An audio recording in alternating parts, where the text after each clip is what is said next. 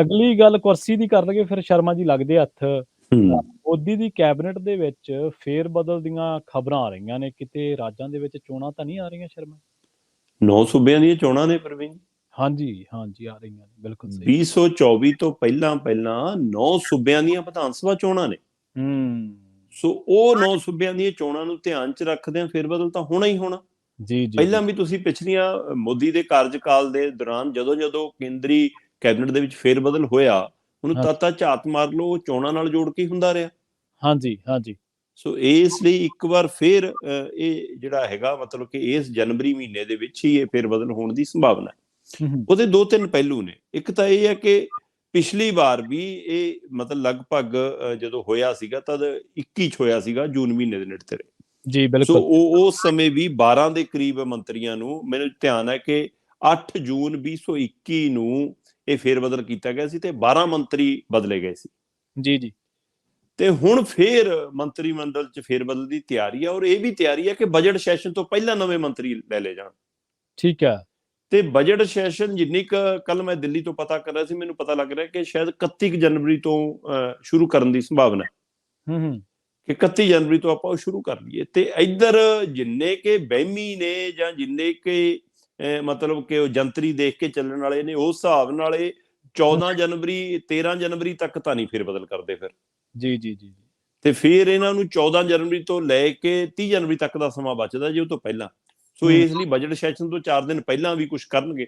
ਅੰਦਾਜ਼ਾ ਲਾਇਆ ਜਾ ਰਿਹਾ ਕਿ 14-15 ਜਨਵਰੀ ਦੇ ਨੇੜੇ ਤੇੜੇ ਜਾ ਕੇ ਕੇਂਦਰੀ ਕੈਬਨਿਟ ਦੇ ਵਿੱਚ ਫੇਰ ਬਦਲ ਹੋ ਸਕਦਾ, ਕਿਉਂਕਿ ਇਸ ਨੂੰ ਜਿਹੜਾ ਇਹ ਮਹੀਨਾ ਹੈ, ਇਸ ਮਹੀਨੇ ਨੂੰ ਇਹ ਹਿੰਦੂ ਮਿੱਥ ਦੇ ਹਿਸਾਬ ਨਾਲ ਖਰਮਾਸ ਮਹੀਨਾ ਜਾਂ ਮਾੜਾ ਮਹੀਨਾ ਮੰਨਿਆ ਜਾਂਦਾ ਕਿ ਇਹਨਾਂ ਦਿਨਾਂ 'ਚ ਕੋਈ ਚੰਗਾ ਕੰਮ ਨਹੀਂ ਕਰਨਾ ਜੀ।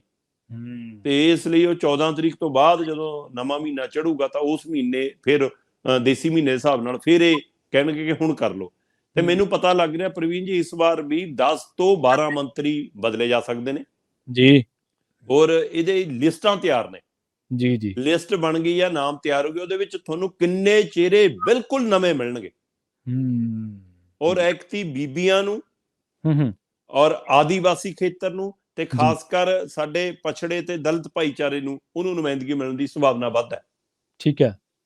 ਤੇ ਇਸ ਲਈ ਇਸ ਸੰਭਾਵਨਾ ਨੂੰ ਦੇਖਦੇ ਹੋਏ ਜਿਨ੍ਹਾਂ 9 ਸੂਬਿਆਂ 'ਚ ਚੋਣ ਹੈ, ਉੱਥੋਂ ਕਿਹਨੂੰ ਨੁਮਾਇੰਦਗੀ ਮਿਲਦੀ ਹੈ ਇਹ ਦੇਖਣ ਵਾਲੀ ਗੱਲ ਹੋਊਗੀ। ਔਰ ਜਿਨ੍ਹਾਂ ਨੂੰ ਹਟਾਉਣਾ ਹੈ ਜੀ, ਜੀ। ਉਹਨਾਂ ਨੂੰ ਪਹਿਲਾਂ ਬਿਠਾ ਕੇ ਭਰੋਸੇ 'ਚ ਲੈ ਲਿਆ ਕਿ ਤੁਹਾਨੂੰ ਮੌਜ ਮਸਤੀ ਕਰਾਤੀ, ਹੁਣ ਤੁਸੀਂ ਸੰਗਠਨ 'ਚ ਕੰਮ ਕਰੋ, ਅਗਲੀ ਵਾਰ ਫਿਰ ਸਰਕਾਰ ਆਊਗੀ ਤਾਂ ਪਹਿਲੀ ਲਿਸਟ 'ਚ ਤੁਸੀਂ ਹੋਵੋਗੇ। ਜੀ, ਜੀ, ਜੀ, ਬਿਲਕੁਲ। ਸੋ ਇਹੀ ਪਿਛਲਿਆਂ ਨੂੰ ਕਹਿ ਕੇ ਹਟਾਇਆ ਸੀ।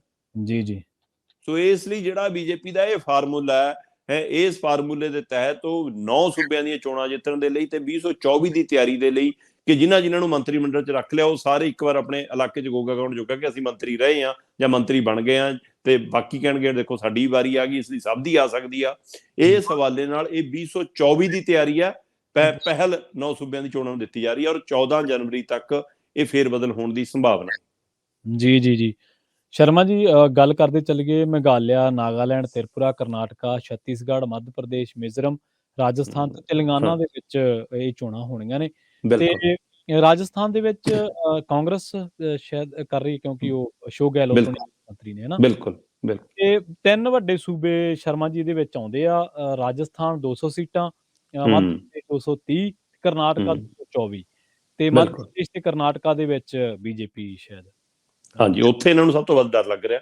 ਉੱਥੇ ਵੱਧ ਡਰ ਲੱਗ ਰਿਹਾ। ਹਾਂ, ਡਰ ਲੱਗ ਰਿਹਾ ਇਹਨਾਂ ਨੂੰ। ਜੀ, ਜੀ।